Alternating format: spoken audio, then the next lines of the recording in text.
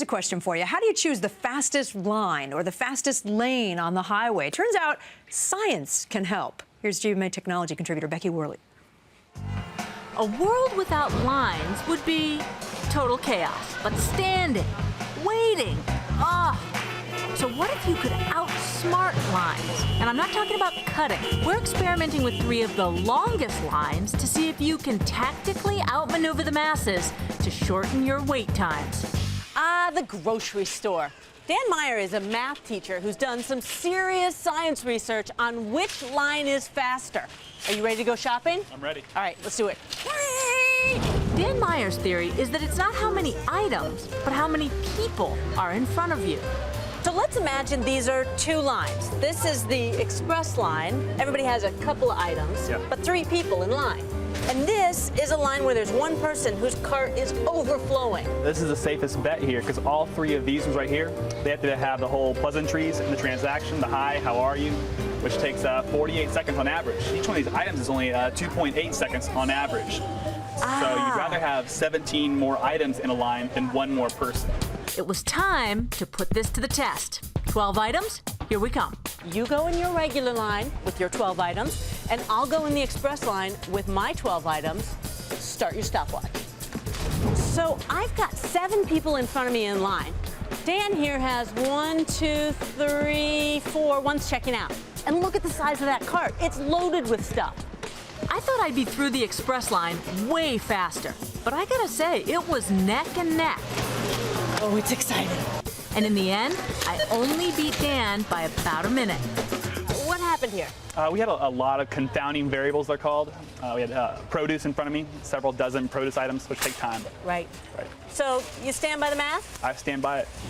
The airport is stressful, and there's no bigger reason for that than the security line. So I have Chris McGinnis, a travel expert, here with me, and he's going to give me some tips and tricks to get through that line lickety-split. You would look for families and strollers is something you want to look out for. International travelers, people holding foreign passports that don't really have the game down like an American does, who's done this a million times. All right, I'm going to try this line. All right, I'll go here. Okay. I was feeling pretty good about my decision. There were only a couple people ahead of me, but it was a family with a couple of young children. Just when it looked like Chris was going to win, he was held up right before he could get through. Maybe I still had a shot.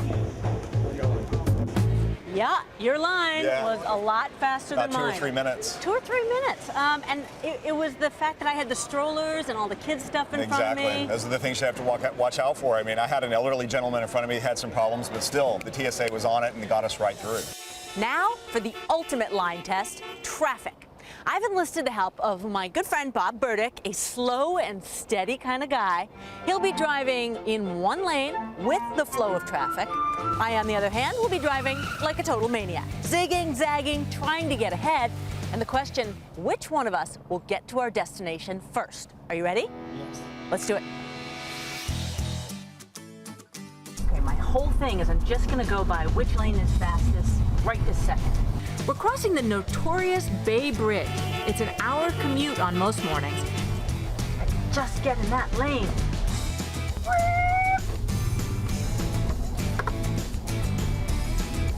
Oh, yeah.